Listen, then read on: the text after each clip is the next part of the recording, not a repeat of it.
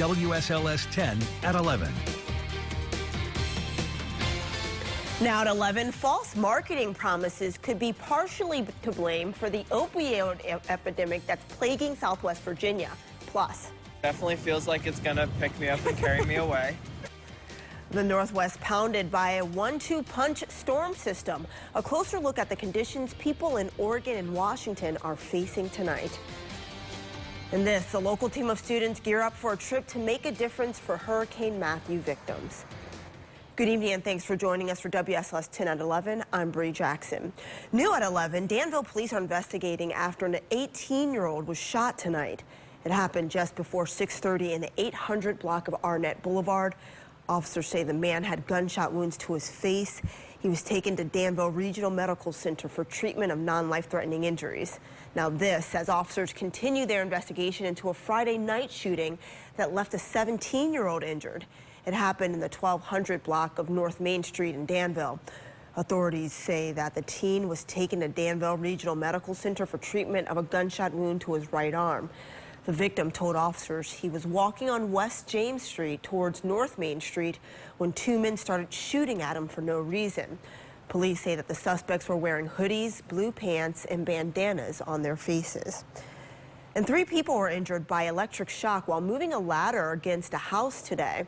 According to the Danville Fire Department, the ladder slipped and hit an electric high voltage line that runs parallel to the house on North Main Street. When crews arrived, they found 2 people who did not have a pulse and were not breathing. The crew successfully did CPR on one of them, but had to use an automated external defibrillator on the second patient. Both were transferred from Danville Regional Medical Center to the UNC Burn Center. The third patient was awake but disoriented and remains at DRMC tonight. And 3 people are without a home tonight after a house fire in Danville. Firefighters responded to a call on Melville Avenue around 1:45 this afternoon. Investigators say that the people who live there said the fire started in the kitchen because someone left food on the stove. No one was hurt. The Red Cross is assisting the family with a hotel. And the opioid addiction epidemic across the nation and right here in our region continues to grow. 2 decades ago, OxyContin hit the market, guaranteeing 12-hour relief for chronic pain. WSLS 10's Carrie O'Brien digs deeper into the deceptive nature of that promise. I was 20 and I was in a bad car accident. Nate Dobler was rushed to the hospital with several broken bones. And after numerous surgeries, he was prescribed opioids to ease his pain. Eventually, he ended up taking OxyContin, the drug that touted 12-hour pain relief. But for Dobler, the relief only lasted half as long as promised. For me, probably 6 hours or so, it would wear off and pain would come back. And if he waited to pop another pill, he was physically ill. If you went out, I don't know, 8 or 10 hours, something like that, that you'd start to get physical withdrawal symptoms, like cold chills and start getting cold sweats. I've run out early. I need to increase my dose. I have already increased my dose. Nate's story is similar to what Dr. James Thompson, founder of Clean Life Medical in Henrico, was hearing from his patients. The medicine just doesn't seem to be working anymore. But now, shocking revelations. A recent LA Times investigation found internal documents showing the drug maker, Purdue Pharma, had been warned soon after the drug hit the market that it was wearing off in 8 hours. The paper also reported there were clinical trials showing patients weren't getting 12 hours of relief. The widespread opiate abuse and addiction is partly a consequence of that pain relief campaign. Wanting to be pain-free, patients started taking the pills, which are a chemical cousin of heroin, more frequently, exposing them to addiction.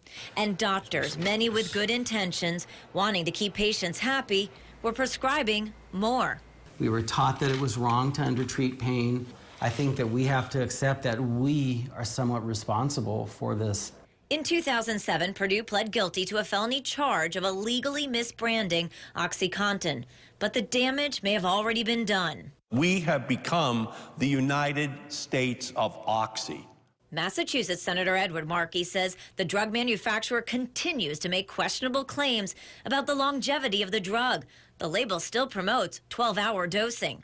The senator has now fired off this letter calling on the Department of Justice and the FDA to investigate.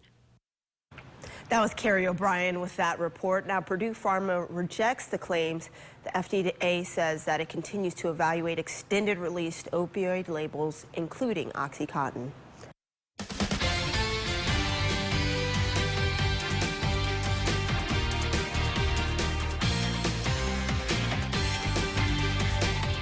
And the last debate of the election season is Wednesday, and Hillary Clinton is mostly staying off the campaign trail to get ready, while Donald Trump is drumming up support in New England.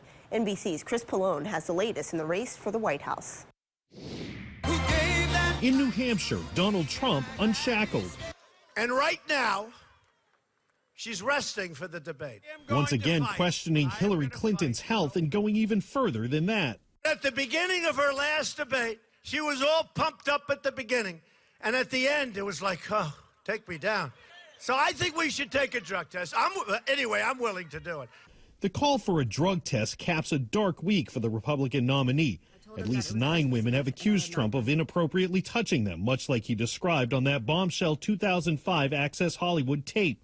NBC News has not verified the women's claims. Trump has taken to attacking his accusers and telling supporters the election is rigged if he loses. It's a rigged election because you have phony people coming up with phony allegations with no witnesses whatsoever, ending up from 20 years ago, 30 years ago. How about this crazy woman on the airplane? Supporters have made clear they're with him no matter what he says or does. He's a good man. He has a good heart. He comes across as an underdog to me. Maybe an underdog that tends to shoot himself in the foot, and I hope he gets a little bit more on the issues in here, but that will not change me. But the latest NBC News electoral map shows Trump with a narrow path to victory. Clinton is leading in nearly every battleground state and appeared confident at a Friday night fundraiser. If we do our job in 25 days, Donald Trump will stop being on the news every single day. 23 days left in one of this country's most unusual presidential campaigns. Chris Pallone, NBC News, New York. And Libertarian presidential candidate Gary Johnson is set to speak at Liberty University's convocation on Monday. The event kicks off at 10:30 a.m. in the Vines Center. Meanwhile, a powerful storm bearing the remnants of a Pacific typhoon is pounding the Northwest tonight. Trees and power lines are coming down and thousands of people are without power in Oregon and in Washington. According to the National Weather Service, winds are gusting above 50 miles per hour. All I saw were the trees going all different ways and just thinking, please don't come into the house. So far, no major injuries have been reported. The USS Mesa Verde is heading back to Norfolk after delivering aid in Haiti.